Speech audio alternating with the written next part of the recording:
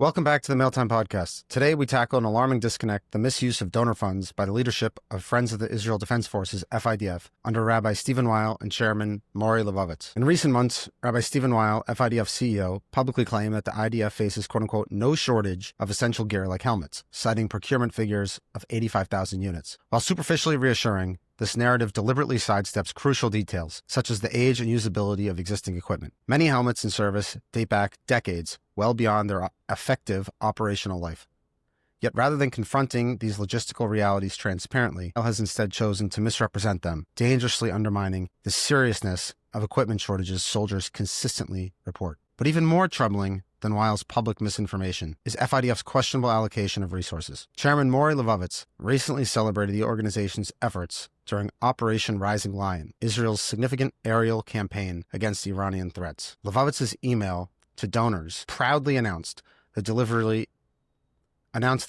of quote-unquote critical supplies, implying urgent support for soldiers and families affected by intense combat operations. However, his definition of critical turned out to be astonishingly trivial. Care packages filled with hygiene items, presumably deodorant, breath mints, and absurdly special sweet packages, candy bars, and snacks. This represents a staggering misallocation of resources supposedly raised for genuine emergencies. Even stranger is that FIDF would take a stance at all regarding frontline assistance, when, according to Levovitz himself, providing essential frontline gear such as helmets and protective vests falls outside of their mandate.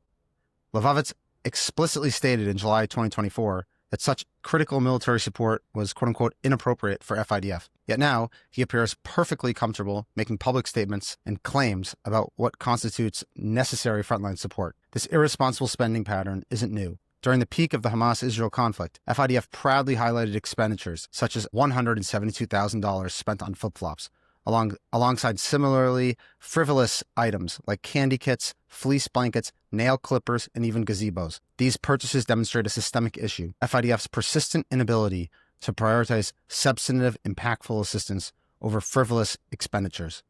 The situation has grown so dire that even long-standing FIDF supporters, like former board member Sloan Citrin, have publicly withdrawn their support. Citrin, who dedicated decades of service to FIDF, resigned after repeatedly encountering bureaucratic resistance when attempting to fund genuinely essential gear, even when explicitly approved by military commanders. Disillusioned, Citrin redirected his efforts to Brothers for Life, an organization focused on meaningful assistance to wounded soldiers and their families. Rabbi Weil and Chairman Levovitz must answer to their donors and the public about why crucial wartime funds have been misused on trivial comforts and frivolities rather than urgently needed life-saving assistance. Soldiers and supporters alike deserve transparency, honesty, and accountability, not deceptive reassurances and candy-coated gestures. It's clear FIDF's leadership urgently needs to recalibrate their priorities or step aside. Misusing funds raised in the name of emergency support isn't merely wasteful. It's a betrayal of trust and a profound moral failure. Israel's defenders deserve genuine support,